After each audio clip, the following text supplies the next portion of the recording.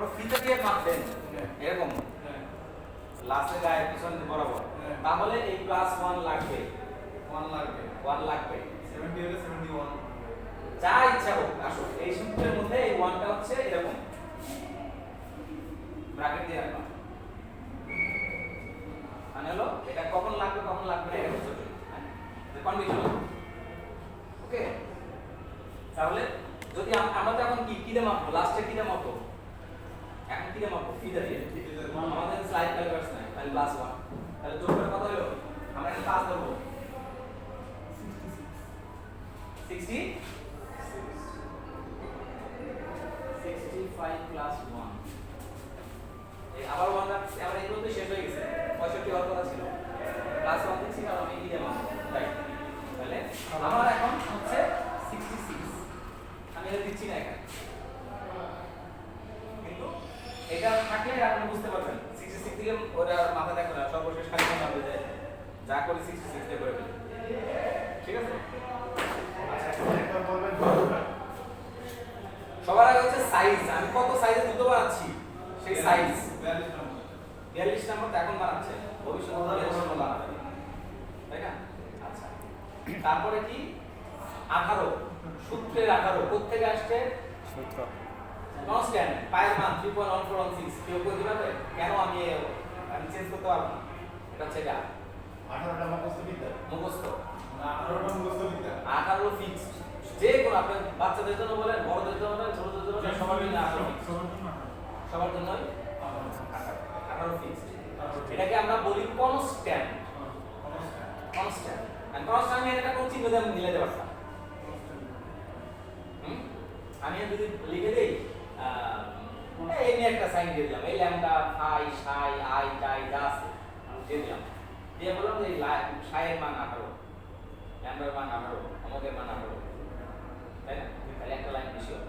আপনারা বলতে স্যার এটা সাই না হয় ফাই হলো না, সাইয়ের মান কোথায় দেয়া আছে, এক্স ওয়াই তে, এত জানা দরকার না, এই 18টা ফিক্সড, এটা ফিক্সড, ক্লিয়ার।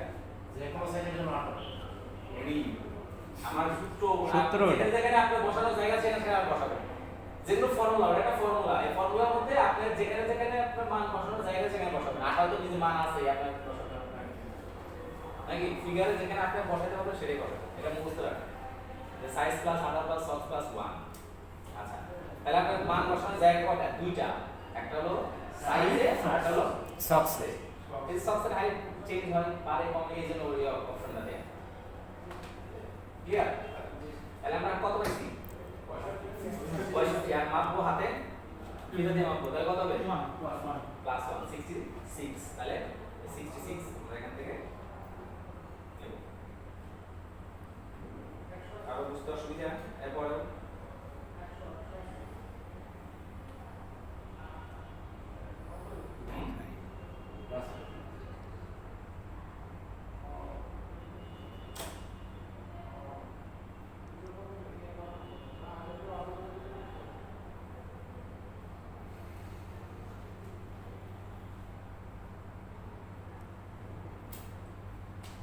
পরের কাজটা হলো এখানে সেন্টার তুলে বের করছিলাম, এইটা এটা, তাহলে না একটা পয়েন্ট বের হলো, কি পয়েন্ট, রাইট পয়েন্ট, এটা যদি ভ্যারি করে এই জন্য আমি এটাকে ইউনিভার্সাল পয়েন্টের মধ্যে রাখি না, ভ্যারি করতেছে না, ভ্যারি করতেছে কি না, আর যে পয়েন্টগুলো আমি বলছিলাম সেগুলো কোনো কিছু ভ্যারি করে, একই জুতার মধ্যে হলো ভ্যারি করবে না, কিন্তু এটার মধ্যে করবে, কারণ সক্সের হাইট বাড়লে কমলে এইটার মান বাড়বে কমবে, তাহলে কি আমরা ওটাকে ফিক্স করতে পারবো না, যে কারণে আমি ওটাকে ওই স্ট্যান্ডার্ড পয়েন্টের মধ্যে রাখি।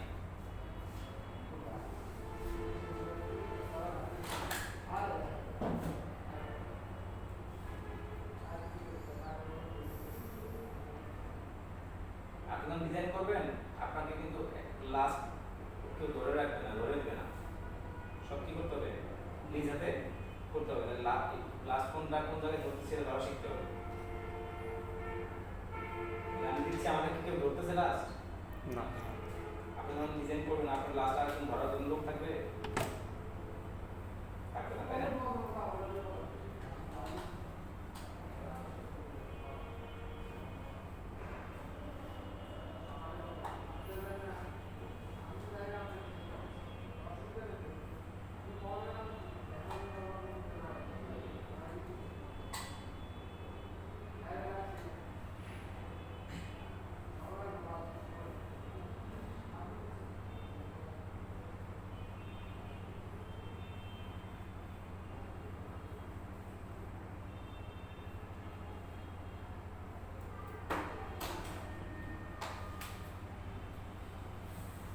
হ্যালো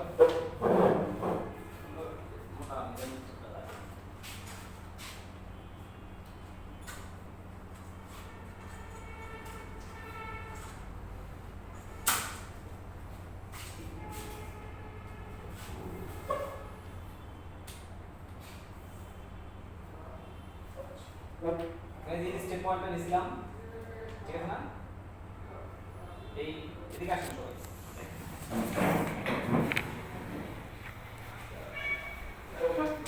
সবাই।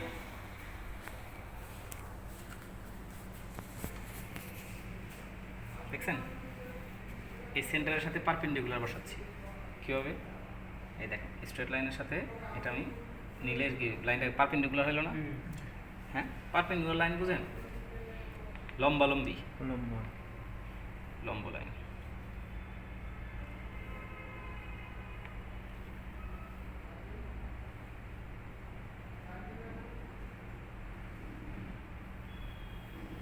ঠিক আছে, স্যার এইটা কেমন নিলেন? হয়েছে তখন সামনে back দেখালাম, height- এটা back যোগ height করে থেকে দিচ্ছি। back height আর- আগের বার এটার সেন্টার লাইন নিছিলাম, এটা সেন্টার লাইন নিছিলাম, ওই পয়েন্টগুলো আপনার নিচ থেকে নিছেন নাকি? কোনটা? ব্যাক হাই হাই উপরে নিছেন নিচ হ্যাঁ থেকে? হ্যাঁ 65 আর তো জায়গা নাই, 66 নিচে আর তো জায়গা নাই, এক জায়গা থেকে নিতে পারবো।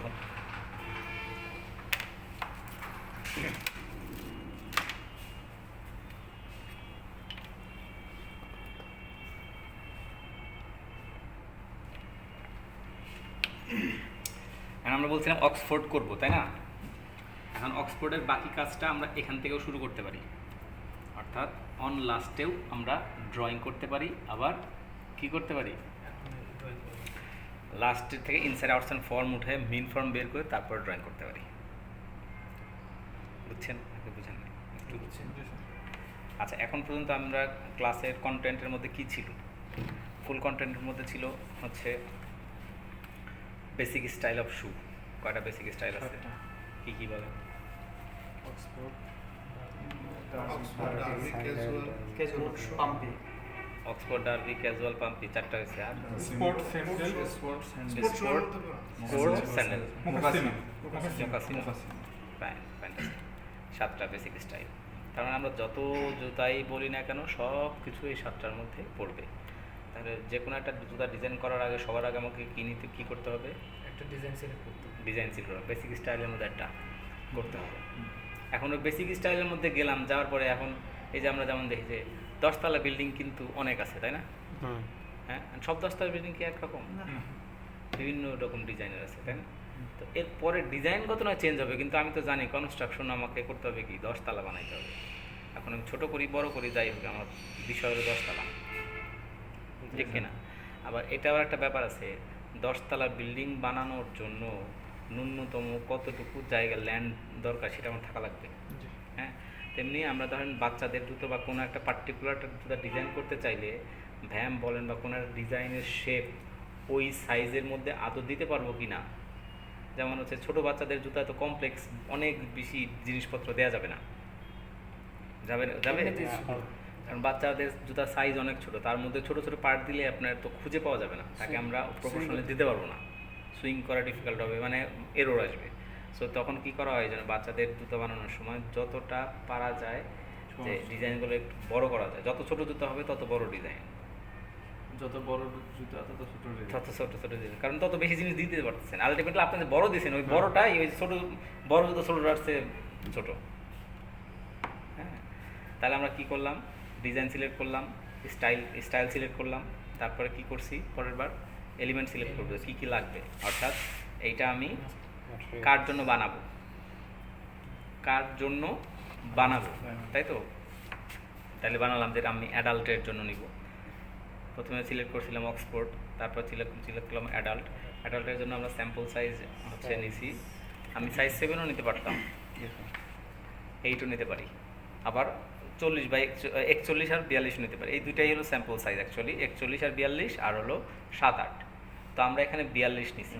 হ্যাঁ, 42 নিলাম। তারপরে কি করলাম, এই ডিজাইন টুলস মানে যা যা লাগে, এই যে মেজারমেন্ট টেপ লাগবে, পেন্সিল লাগবে, রাবার লাগবে, এই সব যে জিনিসগুলো, নাইফ টাইপ লাগবে, এটা নিয়ে তো আসলে বলার কিছু নাই, যা যা লাগে, প্যাটার্ন পেপার, আদার্স আবিজাবি যা আছে সব নিলাম। তারপরে কি এই লাস্টে যদি আমি এর ও মাঝখানে আবার এর কি লাস্ট সিলেক্ট করছি, অক্সফোর্ড বানাবো, জিনিসটা দেখতে কেমন হবে, মানে টাইপ শুটার কি সামনে কাটা থাকবে নাকি এরকম রাউন্ড হবে নাকি এরকম পয়েন্টেড হবে, সেটাও আমরা লাস্ট মোটামুটি জুতার শেপ কেমন হবে এটা সিলেক্ট করে নিয়েছি।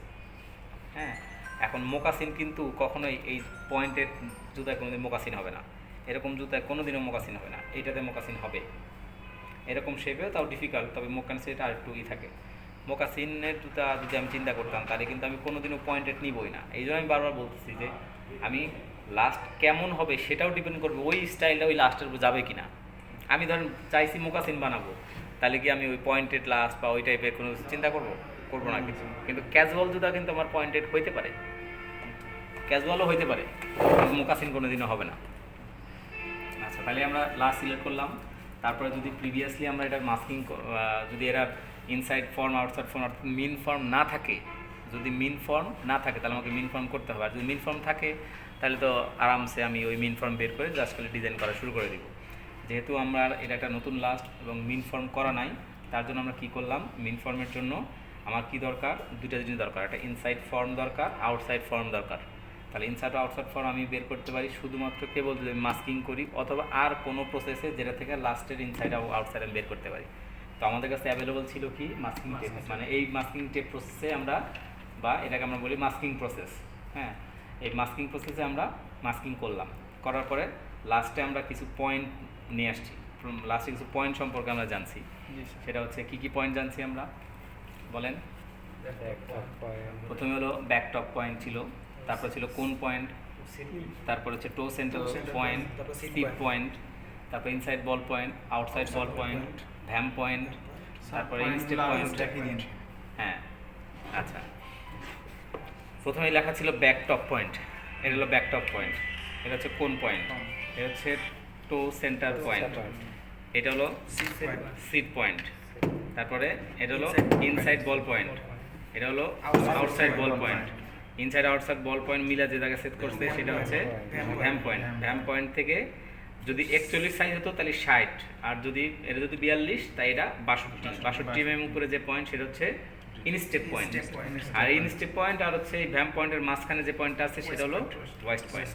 তাহলে আমি এটা আর বললাম না যে 31, আমাদের বলবো এটা দুইটা মাঝখানে হচ্ছে 62 এর কি ফিক্সড, এই সাইজের জন্য এই সাইজের জন্য ফিক্সড। 1.5 মিলি করে কমবে সাইজ অনুযায়ী, পরে সাইজ অনুযায়ী 1.5 মিলি করে কমবে। আমরা এখানে ফ্রিকশন রাখি নাই, 1.5 মিলি কমবে স্যার, পুরোটা না, এইখান থেকে 1.5 মিলি, এইখান থেকে 1.5 মিলি। না এখান থেকে এই পর্যন্ত। আমরা এখানে ফ্রিকশন আসলে কাজ করতে ডিফিকাল্ট, এই কারণে আমরা হচ্ছে 62 দিছি। আমরা 62.5 হলেই 61.5 হলেই হতো। হ্যাঁ, কিন্তু যখন গ্রেডিংয়ে যাবে তখন দেখুন 1.5 মিলি করেই বাড়ছে। এখন আমরা তো আর হচ্ছে 41 অথবা 42 এই দুটোর একটাই করবো। আমরা কখনো এর নিচে বা এর উপরে কোনো সাইজ আমরা স্যাম্পল সাইজ হিসেবে নেব না। যেমন আমি 40 দিয়ে কোনো দিনও স্যাম্পল সাইজ বানাবো না। হ্যাঁ, যে 40 দিলে কিন্তু আমার তখন হচ্ছে ওই 58.5 লাগবে। হ্যাঁ, কিন্তু এই 41 আর 42 আমরা করি, এই জন্য আমরা রাউন্ড ফিগারে নিচ্ছি। যত পয়েন্ট হবে তত তো ভাঙবেন, দেখবেন যে আরও ডিফিকাল্ট কাজ করা, ওটার মেজারমেন্ট আছে অনেক। আচ্ছা, তারপর কি ইনসাইড বল পয়েন্ট কীভাবে বের করে, ইনসাইড বল পয়েন্ট বের করে লাস্টটা ইনসাইড রেখে 45 ডিগ্রি অ্যাঙ্গেলে স্ট্রেট জায়গায় রেখে যে জায়গায় টাচ করবে এইভাবে ঘষা দিবেন, এই যে এখানে ওই জায়গায় টাচ করতেছে এই যে, হ্যাঁ ওখানে। আর আউটসাইড বল পয়েন্ট সেমভাবে আউটসাইডে রেখে এই দিবেন যে জায়গায় সেট করে সেটাই আউটসাইড বল পয়েন্ট। আচ্ছা, এরপর আউটসাইড লাইন বের করবো। এরপরে কী করবো আমরা, ইনসাইড যে ভ্যাম্প লাইন আছে এটার সেন্টার বের করবো, আউটসাইড এটা সেন্টার বের করবো, ঠিক আছে। তারপর আমরা কী করবো, এই জুতার জন্য নিশ্চয়ই ব্যাক হাইট থাকবে, প্রত্যেকটা জুতারই ব্যাক হাইট থাকবে। আচ্ছা, এইটা কিন্তু আমি শুয়ের জন্য, শু মানে কি যে ইয়ার জন্য দিচ্ছি, কিন্তু স্যান্ডেল না।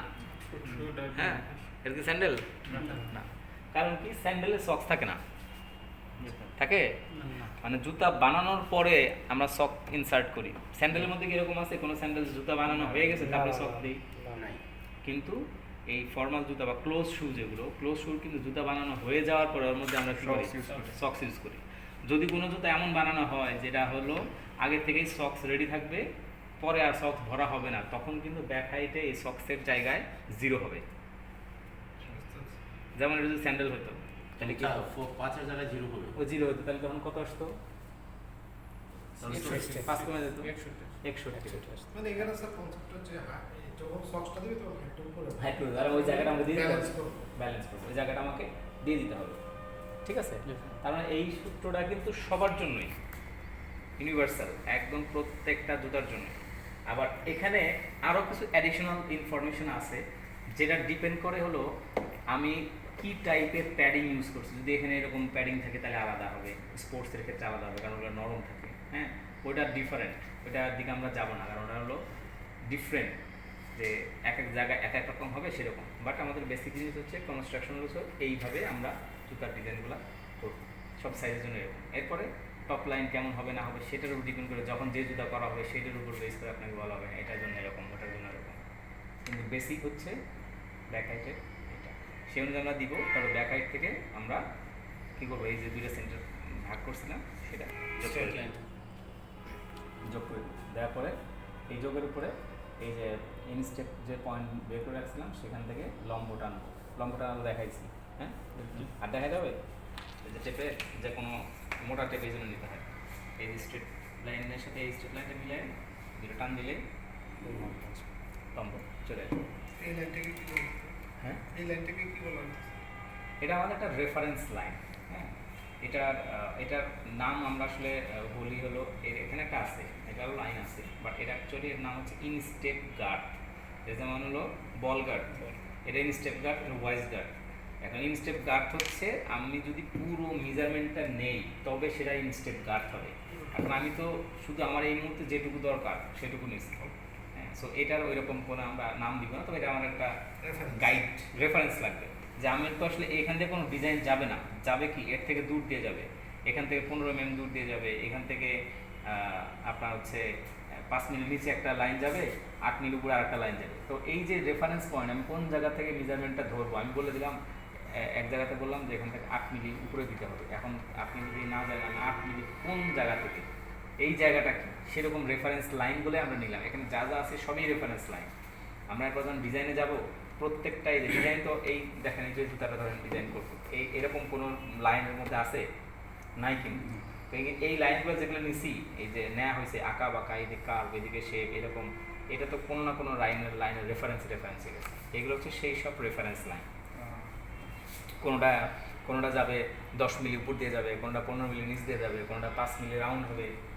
এই যে কোথা দিয়ে যাবে, এখন যে কোনো জায়গায় রাস্তার রেফারেন্স মানে কীভাবে দেয় যে তুমি এখান থেকে সোজা যে পশ্চিম দিকে ডানে যাও, ওইখান থেকে এত যাও, নাহলে আপনি একটা জায়গায় অ্যাড্রেস কীভাবে দিবেন ওই পার্টিকুলার একটা মোড়ে বা ওই জায়গায়। হ্যাঁ, আমি যে ধরে বলে দিলাম যে এই যে ইনস্টেপ পয়েন্ট এর একটা মোড়, এই মোড় থেকে তুমি খাড়া নাক বরাবর 8 মিলি যাও, ওখানে যাও।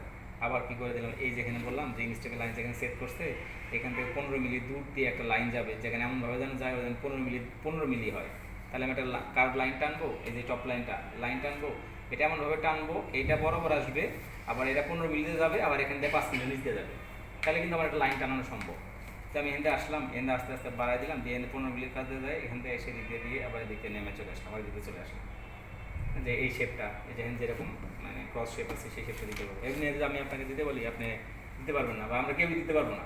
যদি কোনো জায়গা ফাঁকা থাকে আমি কোন জায়গা টান দিয়ে কোন জায়গায় দিব, তাহলে দেখবো জুতো যখন পায়ে পড়বে পায়ে ওটা হার্ড করবে। স্যার পায়ের যদি মেজারমেন্ট দেয় তখন কি এই লাইনগুলো রেফারেন্সে মেজারমেন্টগুলো কাউন্ট করতে হয়? কিসের? বায়ারের কাছ থেকে যদি কোনো মেজারমেন্ট চার্ট দেয় তখন কি এই লাইনগুলো রেফারেন্সে তারা বায়ারের যে রেফারেন্স আপনার দিবে সেটা হচ্ছে যেমন দিবে হলো তাকে আপনার দিবে ভ্যাম্প লেন্থ, বুঝলেন? আপনাকে ভ্যাম্প লেন্থ দিবে, আপনার ব্যাক হাইট দিবে, আপনার ওপেনিং দিবে, তারপরে আপনার হচ্ছে পাঞ্চের সংখ্যা দিবে, মোটামুটি এই জিনিসগুলাই বায়ার দিবে। টাঙের হাইট সেটা দিবে, তারপরে এই যে কোয়ার্টার যে হাইটটা আছে জুতার ভিতর থেকে সেটা দিবে। তো ওই জিনিসগুলো আমরা যখন যে রেফারেন্স দিবে আমরা এই সব লাইন যে সব পয়েন্টগুলো দিছি এখান থেকে ওখানে যাব মূলত। হ্যাঁ, অর্থাৎ যে কোনো আমাকে এই জায়গা থেকে যদি বলা হয় যে আপনাকে যদি এই মুহূর্তে বলা যায় হ্যাঁ ভ্যাম্প লাইন যেন আপনার 120 মিলি হয় ভ্যাম্প, তাহলে আপনি কী করবেন, এইখান থেকে মাপ ধরবেন, এখান থেকে ধরে এইখানে এসে 120 আসবেন। দেখবেন যে আমরা যে জায়গায় মানে ধরি স্ট্যান্ডার্ড ধরি ওইখানেই যাবে। হ্যাঁ, ওইখান দিয়ে যাবে 2 মিলি আগে অথবা 2 মিলি পরে। এরপর লাস্টিং করবেন, দেখবেন যে কোনো এক সময় লাস্টিং করতে গিয়ে টান বেশি লাগছে, সামনে কিছু সরে গেছে, তারপর আপনি দেখবেন আচ্ছা ঠিক আছে আমার লাইনটা একটু সরে গেছে, আমি তো প্রথমে মেজারমেন্ট তো ঠিকই 120 দিয়েছিলাম, জুতা বানানোর পরে দেখছি 18 হয়েছে, 118 হয়েছে, আমার তো 120 লাগবে। কারণ আমি যে জায়গায় দিয়েছিলাম একটু ম্যাটেরিয়ালের কিছু অ্যালাউন্স আছে, তখন আপনি 2 মিলি অ্যাডিশনাল দিয়ে দিলেন, প্রবলেম সলভ। কিন্তু আপনি যদি নাই বুঝেন যে 120টা আমি দিব কোন জায়গা থেকে, আমাকে বলছে 120, কীভাবে 120 দিব, তাহলে আপনি জুতো বানায় দেখলেন দেখবেন হয়ে গেল 105, হয়ে গেল 130, তাহলে তো আপনি আর কারেকশন করে ওই জায়গায় আসতে পারবেন না। যদি এমন হয় +-2 হয়, আপনি কোনো জায়গায় চেঞ্জ না করে শুধু ওই লাইনটা বাড়ায় দিলেই হয়ে যাবে। সো এই জন্য হলো এই পুরো জুতার মধ্যে এতগুলো রেফারেন্স পয়েন্ট, সব কিছুরই বাসা বাড়ি করেন যাই করেন না কেন সব কিছু রেফারেন্স পয়েন্ট, বেসিক স্ট্রাকচার এটা। বেসিক স্ট্রাকচার এটা। এই মানে যে কোনো জুতো বানানোর জন্য প্রত্যেকটা পয়েন্ট লাগবে। যে কোনো স্পোর্টস শু বানান বা যা বানান না কেন, স্যান্ডেল বানান, সব এই পয়েন্টের এগুলো উপরে লাগবে। সাতটা হ্যাঁ। যে ইয়েটা আছে, যত আছে সব সব এইটার রেফারেন্সে যাবে। যত জুতা বানান আপনাকে এইখানে আসতে হবে আগে, সহজ কথা। এরপরে আপনার মানে 7 রাস্তা 7 দিকে যাবেন, বগুড়া 7 মাথা আছে, কারণ বাড়ি বগুড়া, হ্যাঁ বগুড়া 7 মাথা, যে কোনো একটা রাস্তা থাকে 7 মাথায় যাবেন। 7 মাথায় যাওয়ার পরে আপনি চিন্তা করবেন আপনি কোন দিকে যাবেন, এটা হলো 7 মাথা। এখানে আইসা আপনি কোন দিকে যাবেন, যে যদি স্পোর্টস শু বানান তাহলে স্পোর্টস শু এর স্ট্যান্ডার্ড যেভাবে মেনটেন করে সেদিকে যেতে হবে। যদি কোট শু বানান তো কোট শু